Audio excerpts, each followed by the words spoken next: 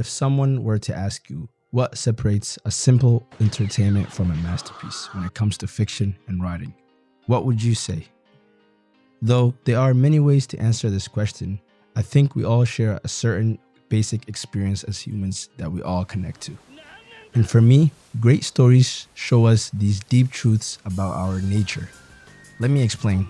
This could range from our struggle with mortality and desire for meaning to how we all face moments that define who we become. I feel like at some moments, every human knows what it's like to stand at the crossroads, to feel the pull between light and shadow, what's easy and what's right. This was best portrayed by the creator of the anime series called Naruto.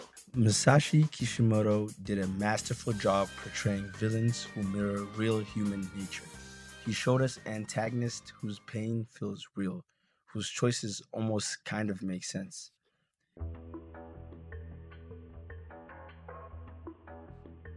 That is noble of you. That would be justice. However, what about my family?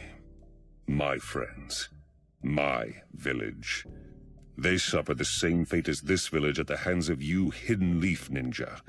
How is it fair to let only you people preach about peace and justice? I think because of Kishimoto's profound understanding of human darkness, that's what elevated Naruto from a simple entertainment to masterful storytelling. To take this idea further, what makes Naruto's villains so compelling is how they force us to face hard truths about our nature. These aren't simplistic bad guys. They're mirrors showing us how noble dreams can transform into nightmares. Each villain's journey starts with legitimate pain and real injustice. Just normal people that could be me or you taken advantage of for no real reason. We first see this perfectly portrayed when the character Nagato was introduced. Nagato witnesses the brutal destruction of his homeland by larger nations. We see how him watching his homeland become a war-torn battlefield reshape his entire worldview. Madara, on the other hand, he watches endless warfare tear apart everything he sought to protect. He experiences the soul-crushing weight of seeing everything he fights for crumble, despite his power. As the leader of the Uchiha, each death, each failed peace talk, each broken promise carves away at his faith in humanity. Through his eyes, Kishimoto shows us how even the strongest can break when forced to watch those they love die in an endless cycle of violence. But how is this shown in the series? You can see how the characters start changing gradually, how their pure intentions corrupt over time.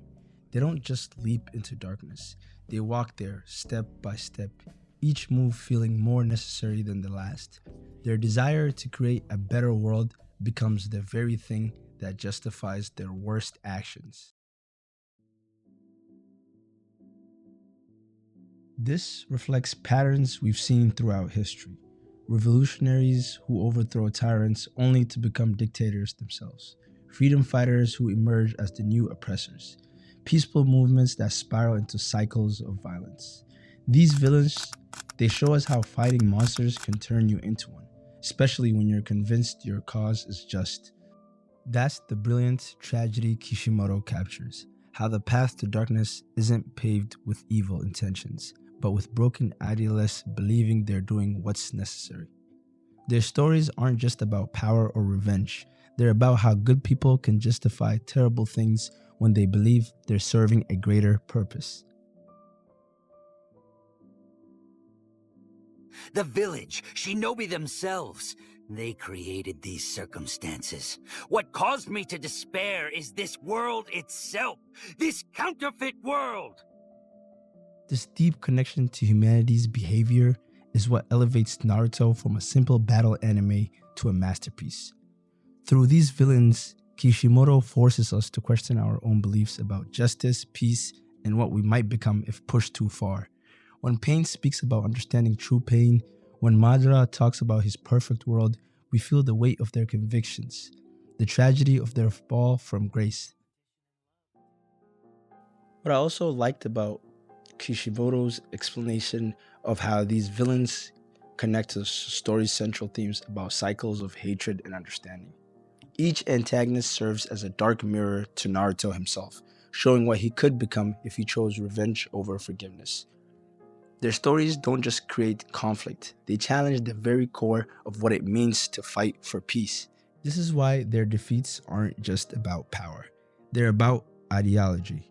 Naruto doesn't just beat these villains, he has to understand them, feel their pain, and show them a different path through these confrontations. And Kishimoto delivers a profound message about human nature, forgiveness, and hard work of breaking cycles of hatred. Message that resonates far beyond the world of Naruto. This is why we connect so deeply with these characters. It's because these villains make us feel true emotion.